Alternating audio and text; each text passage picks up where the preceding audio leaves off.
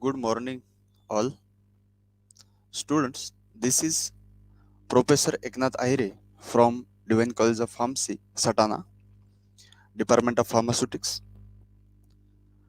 Uh, Today, we are going to discuss regarding BCS classification systems. तर आपण आज या ठिकाणी बघणार आहेत BCS classification system.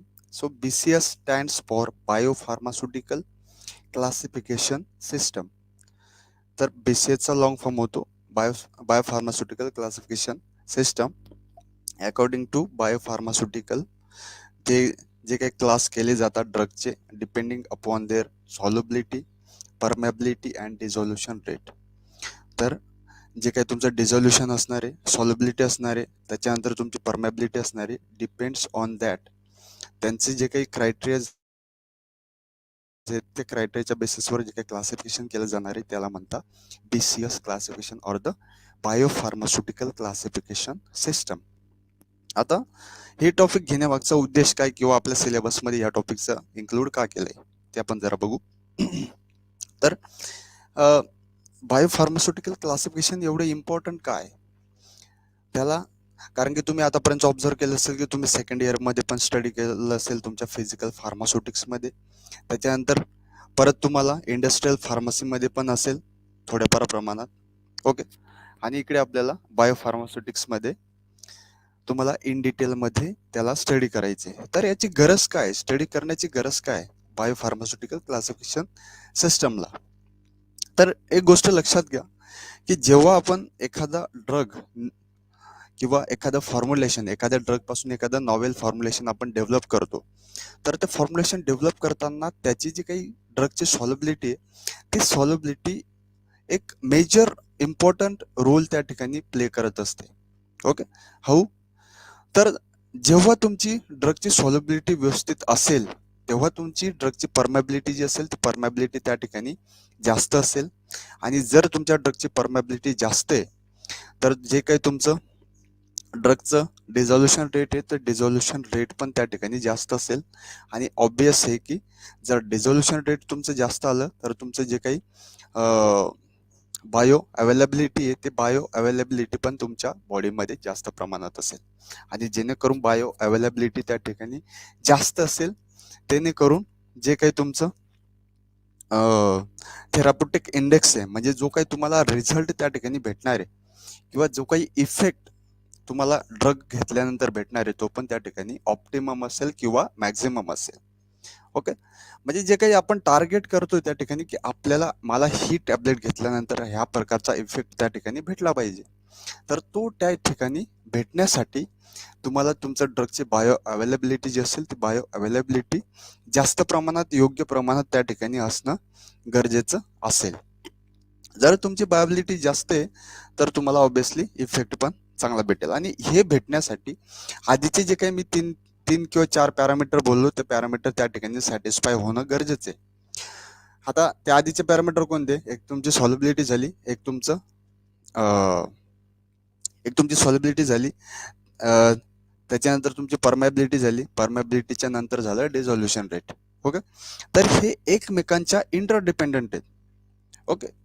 तर मोस्टली डिपेंड्स आहे तुमच्या सॉल्युबिलिटीवर. मेजर जो काही पार्ट आहे तो म्हणजे सॉल्युबिलिटी. जर तुमचे ड्रगची सॉल्युबिलिटी जास्त असेल तर पुढचं सर्व तुम्हाला योग्य प्रमाणात त्या ठिकाणी किंवा व्यवस्थितरित्या त्या ठिकाणी भेटेल.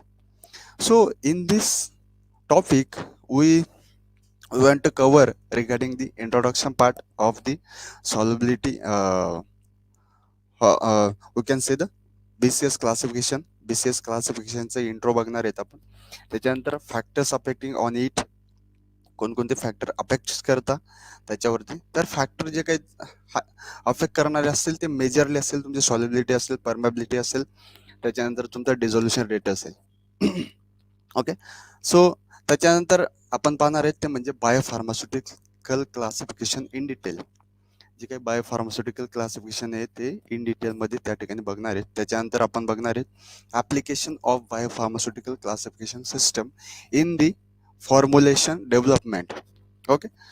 तर फॉर्म्युलेशन डेव्हलपमेंट मध्ये जे काही बायोफार्मास्युटिकलचे क्लासिफिकेशन आहेत किंवा बायोफार्मास्युटिकचे क्लासिफिकेशन आहेत त्या क्लासिफिकेशनचा काय रोल आहे जो की मी तुम्हाला स्टार्टिंगमध्ये सांगितला, की जेव्हा तुम्ही एखादा नॉवेल फॉर्म्युलेशन डेव्हलप करतायत, नवीन त्या ठिकाणी फॉर्म्युलेशन बनवतायत, ते फॉर्म्युलेशन बनवताना त्या ठिकाणी मोस्ट ऑफ आपण त्याला कन्सिडर करतो आणि काय आपल्याला करायला लागते.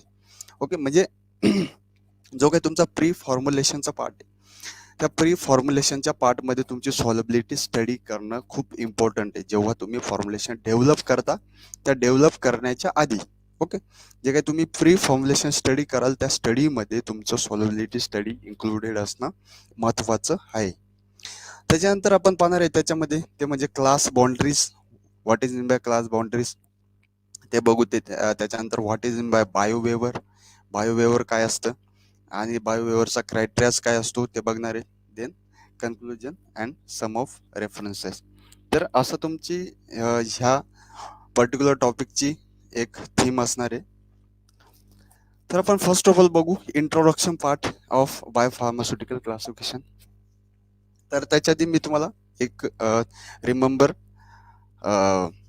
करून द्यायचे, ते म्हणजे की जेव्हा एखादा ड्रग त्या ठिकाणी डेव्हलप केला जातो, एखादं न्यू किंवा नॉवेल मॉइटी ड्रगची डेव्हलप केली जाते, ती नॉवेल मॉइटी डेव्हलप करताना त्या ठिकाणी जर समजा डेव्हलप करून झाल्यानंतर आपल्याला समजलं की त्या ठिकाणी त्याची सॉलेबिलिटी कमी आहे, तर ते आपण पुढे कॅरी फॉरवर्ड करू शकत नाहीत. असे जवळजवळ प्रत्येक वर्षी per year up to 80 to 85% जे काही ड्रग्स आहेत ते त्या ठिकाणी रिजेक्ट केले जातात. ओके, त्या ठिकाणी रिजेक्ट केले जातात due to of its lower solubility. Because if lower solubility is there, then it will create problems in the formulation development afterward. तर पुढे जाऊन जे काही फॉर्म्युलेशन डेव्हलपमेंटमध्ये प्रॉब्लेम्स येणार आहेत, ते प्रॉब्लेम्स त्या ठिकाणी क्रिएट करू शकतात. त्याच्यामुळे त्याला आधीच रिजेक्ट केलं जातं. तर असं जे काही तुमचं सॉलेबिलिटी असेल, ते सॉलेबिलिटी इन्क्रीज करण्याचा पण अदर मेथड्स आहेत, खूप साऱ्या टेक्निक्स आहेत, ते करून आपण त्या ठिकाणी करू शकतो. पण ते कॉस्ट तुमच्या फॉर्म्युलेशनची किंवा ड्रगची त्या ठिकाणी इन्क्रीज करू शकतात. पण जर काही केसमध्ये ती कॉस्ट जर समजा कमी असेल, ती जर टेक्निक त्या ठिकाणी पॉसिबल असेल, तर त्या ठिकाणी ती फॉलो केली जाते. Okay, so let's see introduction part of BCS classification. So the biopharmaceutical classification system was first developed in 1995 by Amidon and his colleagues. तर जे काही बायोफार्मास्युटिकल क्लासिफिकेशन सिस्टम होतं, ते फर्स्ट ऑफ ऑल डेव्हलप केलं गेलं 1995 मध्ये. जे काही ॲमिडॉन म्हणून सायंटिस्ट होते आणि त्याच्या कलिग किंवा त्याच्या रिसर्च टीमने किंवा ग्रुपने. ओके, तर त्यांनी first of all he concept introduce केली 1995 मध्ये. ओके, आणि त्याच्यानंतर ती युनायटेड स्टेट्स ऑफ फार्माकोपिया किंवा आपण USP ज्याला म्हणतो, USP मध्ये त्याला इन्क्लूड करण्यात आलं की yes, this is important for the consideration of the pre formulation study. Okay, pre फॉर्म्युलेशनच्या केसमध्ये हे इम्पॉर्टंट आहे म्हणून त्याला इन्क्लूड करण्यात आलं पुढे जाऊन. So let's see the definition of BCS classification. So biopharmaceutical classification system is a scientific framework for classifying a drug substance based on its aqueous solubility and intestinal permeability and dissolution rate. तर biopharmaceutical classification system काय आहे, हे एक scientific framework आहे. ठीक आहे, याला scientific काहीतरी बॅकग्राऊंड आहे. तर त्या बेसिसवर हे जे काही तुमचे ड्रग्स आहेत, जे काही तुमचे आपण म्हणतो की फॉर्म्युलेशन बनवण्यासाठी जे काही ड्रग्स आहेत, ते ड्रग्स त्या ठिकाणी क्लासिफाय केले जातात depending upon that scientific framework or depending upon the aqueous solubility, intestinal permeability and dissolution rate. या 3 गोष्टींवर जे काही तुमचं ड्रग्स आहेत, डिफरंट टाईपचे ड्रग्स आहेत, त्या ड्रग्सला क्लासिफाय केलं जातं. आणि एक गोष्ट तुम्हाला नेहमी त्या ठिकाणी फॉर्म्युलेशन डेव्हलप करताना विचारात घेतली जाते, ती म्हणजे BCS classification. First of all आपण त्या ठिकाणी बघतो की BCS क्लास कोणता आहे, ह्या ड्रगचा BCS क्लास कोणता आहे, ज्याचा की मी फॉर्म्युलेशन त्या ठिकाणी डेव्हलप करतोय किंवा बनवतोय. ओके, मग ते त्याच्यावरून तुम्ही त्या ठिकाणी डिसाईड करता की हे जे माझं फॉर्म्युलेशन आहे, ते फॉर्म्युलेशन मी कोणत्या फॉर्ममध्ये किंवा कोणत्या डोसेस फॉर्ममध्ये त्या ठिकाणी डेव्हलप करू शकतो. जर तुमचं फॉर्म्युलेशन जर तुमचं ड्रग हे व्यवस्थित सॉल्युबिलिटी त्या ठिकाणी प्रोव्हाइड करत असेल, व्यवस्थित परमेबिलिटी देत असेल, तर त्याचं तुम्ही ओरल फॉर्म्युलेशन इझिली डेव्हलप करू शकता. किंवा OSD old oral solid formulation तुम्ही इझिली डेव्हलप करू शकता. म्हणजे तुमचं टॅबलेट असेल, कॅप्सूल असेल, तुम्ही इझिली त्या ठिकाणी डेव्हलप करू शकता आणि ती त्या ठिकाणी व्यवस्थित प्रकारे थेराप्युटिक इफेक्ट तुम्हाला देऊ शकते किंवा बायोबिलिटी प्रोव्हाइड करू शकते. ओके, सो ही गोष्ट तुमच्या इनिशियल स्टेजमध्ये किंवा फ्री फॉर्म्युलेशनमध्ये त्या ठिकाणी विचारात घेणं गरजेचं असतं. Okay, then to save the time fast screening is required. So drug substance are classified on the basis of solubility and the permeability. तर जे काही तुमचं टाइम जाणार आहे स्टडीमध्ये, ओके, आता टाइम इन द सेन्स म्हणजे कसं असेल की जेव्हा तुम्ही एखादं फॉर्म्युलेशन त्या ठिकाणी बनवतायत, नॉवेल फॉर्म्युलेशन बनवतायत तुमच्या प्रोजेक्टमध्ये, त्यावेळेस काय असतं की तुम्हाला खूप सारे सायमल्टेनियस स्टडी त्या ठिकाणी करायचे असतात. जर तुम्ही आधी BCS क्लासमध्ये तुम्हाला समजलं नाही की हे जे ड्रग तुम्ही यूज करताय त्या ड्रगची त्या ठिकाणी लो परमेबिलिटी किंवा लो सॉलेबिलिटी, तर तुम्ही पुढे जाऊन प्रॉब्लेममध्ये स्ट्रक होऊ शकता किंवा फॉर्म्युलेशनमध्ये स्ट्रक होऊ शकता. ते कसं की जर तुम्हाला आधी माहितीच नव्हतं की याची परमेबिलिटी काय आहे, सॉल्युबिलिटी काय आहे, तुम्ही फॉर्म्युलेशन तुमचं पूर्ण डेव्हलप करून घेतलं, त्याच्यानंतर तुम्ही डिझोल्युशन करायला गेले. डिझोल्युशन मध्ये तुमच्या लक्षात आलं की हे सॉल्युलाइज होत नाही किंवा डिझोल्युशन मीडियामध्ये डिझॉल्व्ह होत नाही. ओके, जर समजा डिझॉल्व्ह होत नाही याचा अर्थ काय की तुमची ड्रगची त्या पर्टिक्युलर मीडियामध्ये डिझोल्युशन नाहीये किंवा सॉल्युबिलिटी नाहीये, त्याच्यामुळे ते डिझॉल्व्ह होत नाही. आणि जर समजा डिझॉल्व्ह झालं नाही तर ते परमिट होणार नाही किंवा परमेबल होणार नाही. ओके, त्याच्यासाठी तुम्हाला टाइम जो आहे आपला फॉर्म्युलेशन डेव्हलपमेंट मधला, तो टाइम आपण या ठिकाणी सेव्ह करतोय किंवा वाचवतोय. Okay, so this classification is called as a biopharmaceutical classification system. या सिस्टमला आपण म्हणतो biopharmaceutical classification system. I hope all of you understand about it. Okay, so let's move toward the next slide. So here are the some factors affecting on the BCS classification. जसं मी तुम्हाला already बोललो होतं की main त्याचे 3 factors जे आहेत ते 3 फॅक्टर्स त्या ठिकाणी अफेक्ट करतात BCS क्लासिफिकेशनवरती आणि ते इंटरडिपेंडंट त्या ठिकाणी अफेक्ट करतील. तर फर्स्ट ऑफ ऑल हे तुमचं सॉल्युबिलिटी, सेकंड वन हे तुमचं परमेबिलिटी, थर्ड वन हे तुमचं डिझोल्युशन रेट. तर हे सर्व डिपेंड करतात तुमच्या सॉल्युबिलिटीवर, मेजरली डिपेंड करतात तुमच्या सॉल्युबिलिटीवर. त्याच्यानंतर म्हणजे एक एक पॅरामीटर आपण वरती जाऊ. तुमचं डिझोल्युशन डिपेंड करेल परमेबिलिटीवर, तुमचं परमेबिलिटी डिपेंड करेल सॉल्युबिलिटीवर. जर तुमचं सॉल्युबिलिटी जास्त असेल, चांगलं असेल, व्यवस्थित असेल, तर तुमचं परमेबिलिटी चांगलं असेल किंवा हायर असेल, व्यवस्थित असेल. जर तुमचं परमेबिलिटी चांगली तर तुमचं ऑब्व्हियसली डिझोल्युशन जे आहे ते डिझोल्युशन त्या ठिकाणी व्यवस्थित असेल. ओके, अशा प्रकारे ते एकमेकांवर इंटरडिपेंडंट त्या ठिकाणी असतात. The biopharmaceutical classification system has been developed to provide the scientific approach to allow for a prediction in biopharmacokinetics of or oral immediate release drug product by classifying drug compound based on their. तर जे काही immediate release IR tablets असतात, immediate release tablets असतात, मग ते तुमची OSD असतील किंवा तुमचं माउथ डिझॉल्विंग टॅबलेट्स असतील किंवा तुमच्या नॉर्मल अनकोटेड टॅबलेट असतील किंवा तुमचे कॅप्सूल्स असतील, ते फॉर्म्युलेशन डेव्हलप करताना किंवा आपण कोणत्या फॉर्म्युलेशनकडे जाऊ शकते हे तुम्हाला क्लिअरली या ठिकाणी आयडिया येते जेव्हा तुम्ही BCS क्लास त्या ठिकाणी बघता. ओके, जर समजा लो सॉल्युबिलिटी, लो परमेबिलिटी असेल तर तुम्ही विचार करता की जर मी याचं टॅबलेटमध्ये कन्व्हर्जन केलं तर टॅबलेट याची त्या ठिकाणी वर्क करणार नाही. So I will go for the what you can say the parenteral formulation. Okay, तर मी IV फॉर्म्युलेशन कडे त्या ठिकाणी जाईल, इंट्राव्हेनस फॉर्म्युलेशन कडे जाईल, जे की मी डायरेक्टली जे काही बॅरियर आहे, ओके, जे काही त्या ठिकाणी मेम्ब्रेन आहे त्या मेम्ब्रेनला त्या ठिकाणी मी अवॉइड करेल.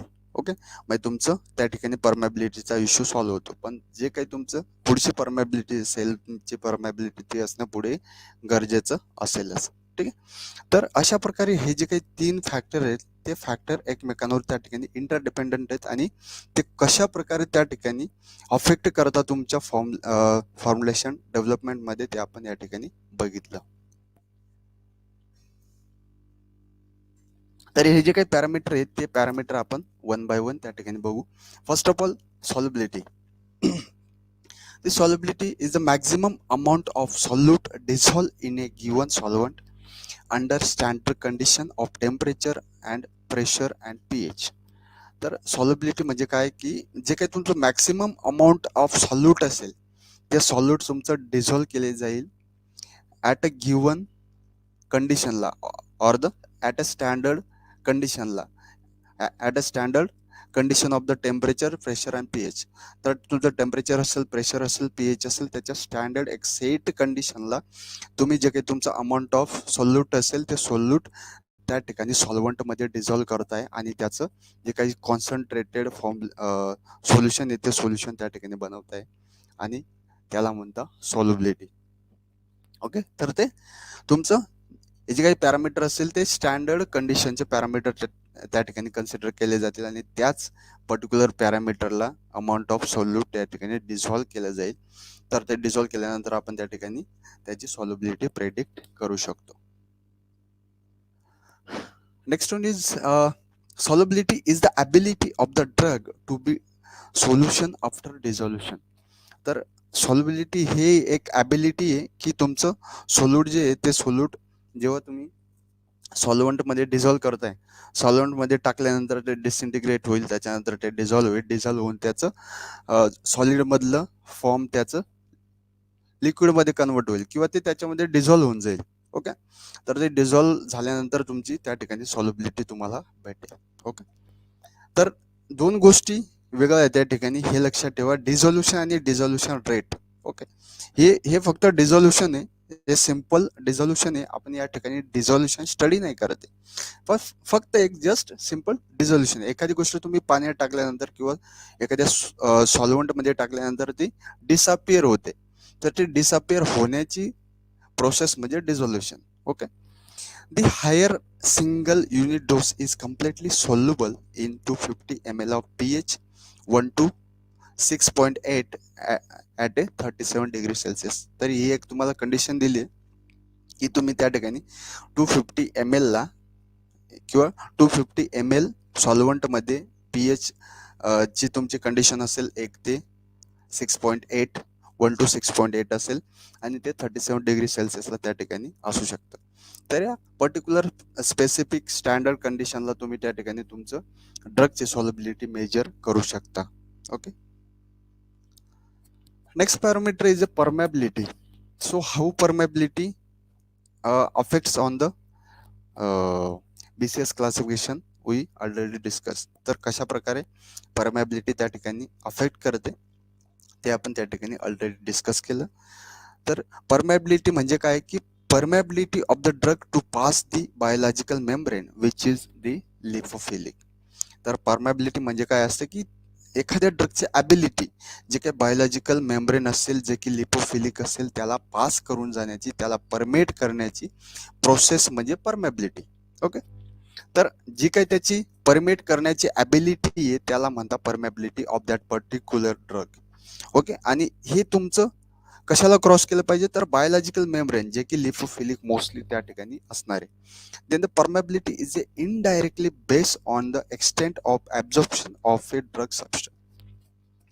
तर जे काही तुमचं परमेबिलिटी असेल ते परमेबिलिटी इनडायरेक्टली तुमच्या ड्रगच्या ॲब्झॉर्प्शन वरती डिपेंड असेल, इनडायरेक्टली डिपेंड करेल.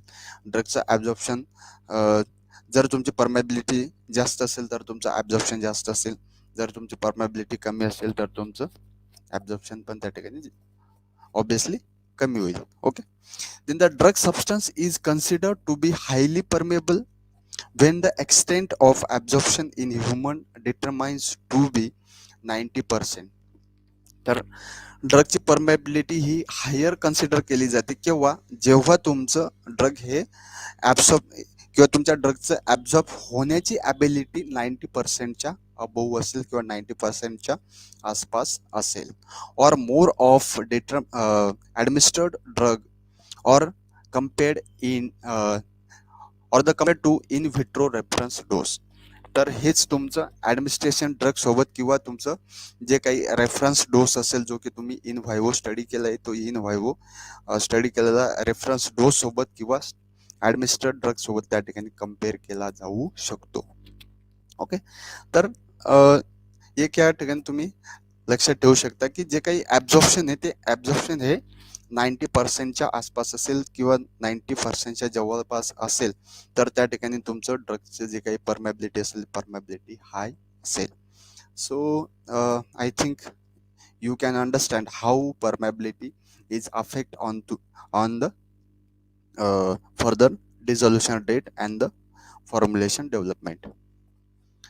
So let's move toward the dissolution part. आता डिझोल्युशन काय असणार आहे तर डिझोल्युशन ही एक प्रोसेस आहे in which solid substance solubilize in given solvent. Okay, तर जे काही तुमचं सॉलिड सबस्टन्स असेल तो सॉल्युबलाइज होईल कशामध्ये सॉल्वंटमध्ये म्हणजे डिसअपियर होईल इन शॉर्ट. ओके, सॉल्युबलाइज होईल. Okay, that is the mass transfer from the solid surface to a liquid phase.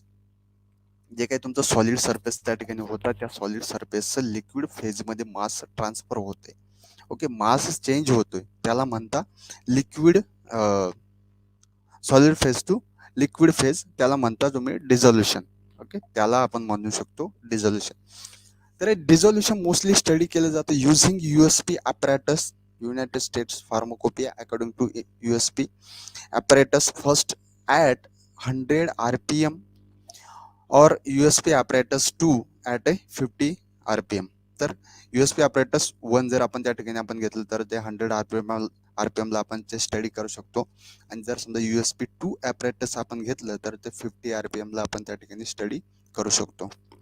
Then तर हे तुम्हाला होपफुली माहिती असेल की USP apparatus 1 काय आहे, USP apparatus 2 काय आहे.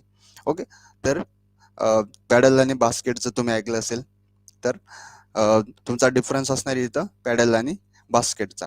ओके, 1 नंबर असेल तुमचं बास्केट, 2 नंबरचं असेल तुमचं paddle. Okay, so dissolution media तर या ठिकाणी काहीतरी आपल्याला कंडिशन असणार आहे कोणत्या कंडिशनमध्ये किती डिझोल्युशन मीडियामध्ये आपण ते त्या ठिकाणी स्टडी करणार आहे. तर मोस्टली जो काही डिझोल्युशन मीडिया असतो तो डिझोल्युशन मीडिया घेतला जातो 900 ml किंवा above 500 ml to the 900 ml. आता 900 mlच आपण का घेतो तर जे काही तुमचं गॅस्ट्रिक फ्लुइड असतो जे काही तुमचं स्टमक असतं स्टमकमध्ये जे काही फ्लुइड प्रेझेंट असतं असं कन्सिडर केलं जातं की ते फ्लुइड 900 mlच्या आसपास असतं किंवा जवळपास असतं. त्याच्यामुळे आपण त्याला मायमिक करण्यासाठी त्याला कॉपी करण्यासाठी त्याला सेम इन्व्हायरमेंट त्याच्यासारखं स्टमक सारखं बनवण्यासाठी त्याला आपण 900 ml घेतो. म्हणजे आपण हे इन विट्रो स्टडी करतोय बॉडीच्या बाहेर आपण याला स्टडी करतोय. त्याच्यामुळे आपल्याला जी आतली कंडिशन आहे बॉडीच्या आतली कंडिशन आहे ती कंडिशन आपण मायमिक करतोय किंवा कॉपी करतोय त्याला सेम इकडे प्रोड्यूस करण्याचा प्रयत्न करतोय. आणि त्याच्यानंतर जे काही तुमचं मीडिया असेल तो मीडिया असू शकतो 0.1 नॉर्मल HCl असू शकतो. जसं की जे काही तुमचं ड्रग बॉडी आहे किंवा स्टमक आहे स्टमकमध्ये तुमचं HCl प्रेझेंट असतं तर ते HClची मोस्टली आपण 0.1 नॉर्मल त्या ठिकाणी घेतो त्या कंडिशनला मायमिक करण्यासाठी. किंवा it may be the simulated gastric fluid किंवा ते सायम्युलेटेड गॅस्ट्रिक फ्लुइड असू शकतं. आता सायम्युलेटेडचं मिनिंग काय तर सायम्युलेटेड म्हणजे जे गॅस्ट्रिक फ्लुइड असतं ते गॅस्ट्रिक फ्लुइड आपण आर्टिफिशियली तयार करतो त्याला म्हणतात सायम्युलेटेड. आर्टिफिशियली त्याला गॅस्ट्रिक फ्लुइड सारखं तयार करून घेतो बॉडीच्या बाहेर त्याला म्हणतात simulated gastric fluid and it having the pH 1.2 without enzyme आणि हे तुमचं विदाउट एन्झाईम त्या ठिकाणी असणार आहे. ठीक आहे, जसं की तुम्हाला माहिती आहे की बॉडीमध्ये खूप साऱ्या प्रकारचे किंवा डिफरंट एन्झाईम्स त्या ठिकाणी असतात. तर ते एन्झाईम्स या ठिकाणी आपण जे काही इन विट्रो बॉडीच्या बाहेर स्टडी करणार डिझोल्युशन त्याच्यामध्ये एन्झाईम अवेलेबल नसणार आहे. और it may contains the pH 4.5 buffer and pH 6.8 buffer. ठीक आहे, तर आपण हे बफर घेऊन सुद्धा त्या ठिकाणी स्टडी करू शकतो. जे काही तुमचं इंटेस्टाईन असेल त्या इंटेस्टाईनच्या pHला मायनस करण्यासाठी जो काही फ्लुइड असेल त्याला मायमिक करण्यासाठी. Then the simulated intestinal fluid without enzyme. तर त्या ठिकाणी सायम्युलेटेड इंटेस्टिनल फ्लुइड सुद्धा तुम्ही यूज करू शकता विदाउट एन्झाईम. तर तुमचं ड्रग कोणत्या ठिकाणी डिझॉल्व होतंय तुमच्या पूर्ण GI ट्रॅकमध्ये. Okay, depending upon that you have to select the particular type of the dissolution media. त्या बेसिसवर तुम्हाला पर्टिक्युलर टाईपचा डिझोल्युशन मीडिया त्या ठिकाणी सिलेक्ट करायचा आहे. Then here is the important part which is the BCS classification system of drug. या ठिकाणी तुमचं BCS क्लासचं क्लासिफिकेशन दिलेलं आहे. तर जसं की तुम्हाला ऑलरेडी माहिती आहे की BCS क्लासिफिकेशन मध्ये 4 त्या ठिकाणी क्लास असणार आहेत. एक असेल तुमचा class first, class second, class third आणि क्लास 4 असे 4 क्लास त्या ठिकाणी तुम्हाला असणार आहे. ह्याच्यामध्ये तुम्ही स्टडी केलं असेल की फर्स्ट ऑफ ऑल असेल तुमचं solubility, then permeability. Okay, so BCS class जो असेल त्या BCS क्लासमध्ये येईल हाय सॉल्युबिलिटी, हाय परमेबिलिटी. तर मोस्ट ऑफ ऑल जे काही OST ड्रग असतात किंवा ओरल सॉलिड्स जे काही ड्रग्स असतात ते ड्रग्स मोस्टली डेव्हलप केले जातात तुमचं according to the BCS class first. Okay, तर BCS क्लासचे ड्रग मोस्टली ओरल सॉलिड्स मध्ये त्या ठिकाणी कन्वर्ट केले जातात आणि ते इझिली त्या ठिकाणी त्यांची सॉल्युबिलिटी असते, इझिली त्यांची परमेबिलिटी असते आणि जे काही डिझोल्युशन असतं ते डिझोल्युशन पण इझिली त्या ठिकाणी तुम्हाला ऑब्टेन होतं किंवा भेटतं. ओके, तर याचे बेस्ट एक्झाम्पल्स आहेत ते म्हणजे मेटोप्रोलॉल आणि प्रोप्रेनॉलॉल. ओके, हे त्याचे बेस्ट एक्झाम्पल त्या ठिकाणी दिलेले. देन BCS क्लास 2 मध्ये असेल तुमचं low solubility and high permeability. Okay, तर याच्यामध्ये सॉल्युबिलिटी तुमची लो असेल पण परमेबिलिटी तुमची हाय असेल अशा प्रकारचे ड्रग त्या ठिकाणी असू शकतात. त्याचं एक्झाम्पल आहे नेफिडेफिन, नॅप्रोक्झेन. तर हे जे काही BCS क्लास 2 ड्रग आहेत ते तुम्ही त्याची सॉल्युबिलिटी इन्क्रीज करू शकता. सॉल्युबिलिटी एनहान्समेंटच्या डिफरंट टेक्निक यूज करून तुम्ही त्या ठिकाणी त्याची सॉल्युबिलिटी इन्क्रीज करून ऑब्विसली त्याची हाय परमेबिलिटी आहे म्हणून परमेबिलिटी मध्ये काही प्रॉब्लेम येणार नाही. तर मोस्टली प्रॉब्लेम असेल तुमचा सॉल्युबिलिटी मध्ये. तुम्हाला सॉल्युबिलिटी इन्क्रीज करायची. सॉल्युबिलिटी इन्क्रीज केली तुम्ही एखाद्या टेक्निकने, जसं की नॅनोनायझेशन आहे किंवा नॅनो टेक्नॉलॉजी आहे, तुम्ही नॅनो टेक्नॉलॉजी मध्ये तुमचं फॉर्म्युलेशन कन्वर्ट केलं, त्याच्यानंतर ते दिलं, तर ते तुमचं परमेबिलिटी हाय शो करेल आणि तुमचं सॉल्युबिलिटी पण इन्क्रीज होईल. तर याचे एक्झाम्पल आहेत नेफिडेफिन आणि नॅप्रोक्झेन. देन BCS क्लास 3 मध्ये येतं तुमचं solubility high and permeability low. आता इथं उलट आहे, इथं सॉल्युबिलिटी तर हाय आहे पण परमेबिलिटी कमी आहे. तर तुम्ही असे जे काही ड्रग असतात त्या ड्रग मध्ये येऊ शकतं सिमिटिडिन आणि मेटफॉर्मिन. इथं पण तुम्ही different permeability enhancement techniques use करून तुमच्या फॉर्म्युलेशनची परमेबिलिटी वाढवू शकता. ओके, तर तुमचं सॉल्युबिलिटी हाय आहे म्हणून तुम्हाला सॉल्युबिलिटीवर काम करण्याची गरज नाही, तर तुम्हाला मोस्टली काम करावं लागेल परमेबिलिटीवर. आणि इथे जर समजा तुमचं पॉसिबल नसेल तुम्हाला परमेबिलिटी इन्क्रीज करणं, तर तुम्ही ते ते जे काही फॉर्म्युलेशन असेल ते फॉर्म्युलेशनचा डोसेज फॉर्म तुम्ही चेंज करू शकता. ते तुम्ही मोस्टली IV देता किंवा इंट्राव्हेनस रूटने त्या ठिकाणी तुम्ही देऊ शकता. Then BCS classification 4. आता BCS क्लासिफिकेशन 4 मध्ये येतं तुमचं low solubility and the low permeability. तर तुमची परमेबिलिटी पण कमी आहे आणि सोल्युबिलिटी पण त्या ठिकाणी कमी आहे.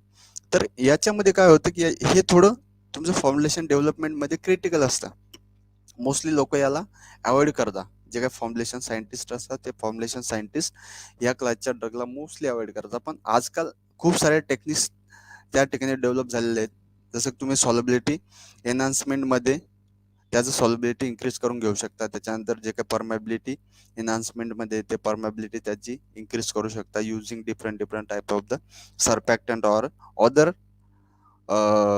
टेक्निक्स. ठीक आहे, तुम्ही सर्पॅक्टंट यूज कराल किंवा अदर अजून काही टेक्निक असतील त्या यूज कराल आणि त्याची परमेबिलिटी सॉल्युबिलिटी त्या ठिकाणी इन्क्रीज कराल. तर याचं बेस्ट एक्झाम्पल आहे ते म्हणजे टॅक्झॉल आणि क्लोरथायाझोल.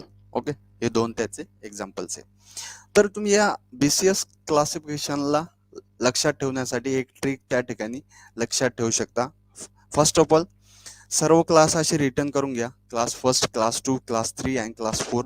त्याच्यानंतर राईट करा सॉल्युबिलिटी, त्याच्यानंतर राईट करा the permeability and the example. Okay, आधी काय करायचं, पूर्ण क्लास या ठिकाणी तुम्ही राईट करून घेऊ शकता. त्याच्यानंतर तुम्ही राईट करा सॉल्युबिलिटी पार्ट.